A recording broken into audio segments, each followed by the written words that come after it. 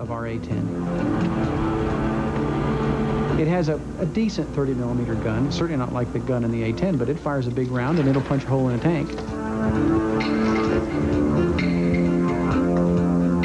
It'll carry a lot of weapons on the outside, bombs, rockets.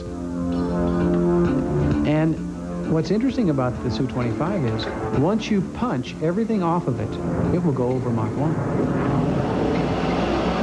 The A-10 doesn't even come close.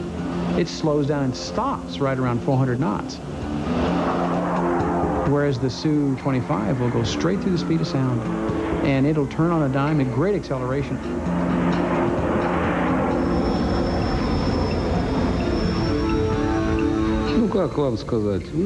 Our planes can work in any weather condition. Our operating parameters are from +50, +60 degrees centigrade in the shade to -80, -60 degrees centigrade. This is a wide range of parameters from negative to positive because of the territory of Russia is huge and climate is very different and difficult. Our planes and helicopters are designed to work in any region.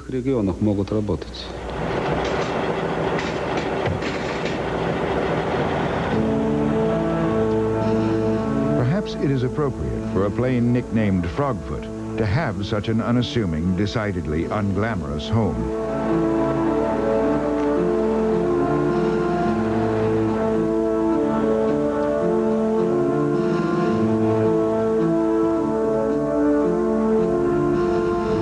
By Western standards, it appears to be suffering from years of neglect and disrepair.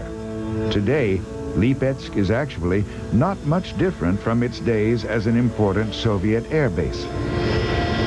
The Russians never took great care with their facilities.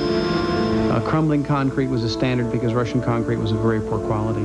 So it would decay on its own, and the rubble would be pushed aside. Since 1991, that reality has been amplified many times over. Now everything is pretty much in a state of rubble. Grass grows everywhere. Our machines aren't like that at all. Ours could not take anything along those lines to speak of, whereas theirs could. Russian equipment was made to operate in those conditions. It was made to operate in crumbling concrete, mud, sand, dirt, all kinds of things that don't starve the machinery of air or fuel.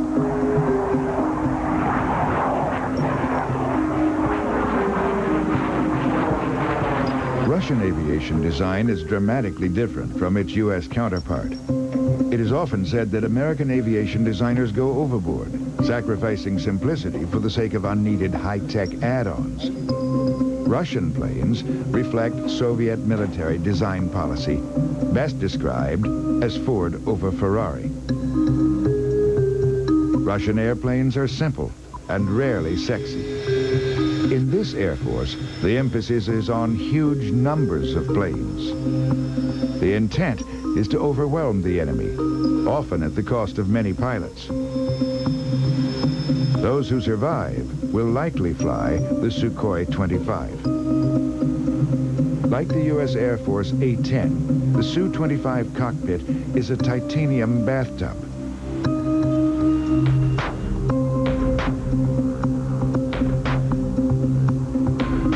A barrage of 20-millimeter gun rounds barely dents the flying tank's protective shield. Pilot and plane often escape unscathed. The Su-25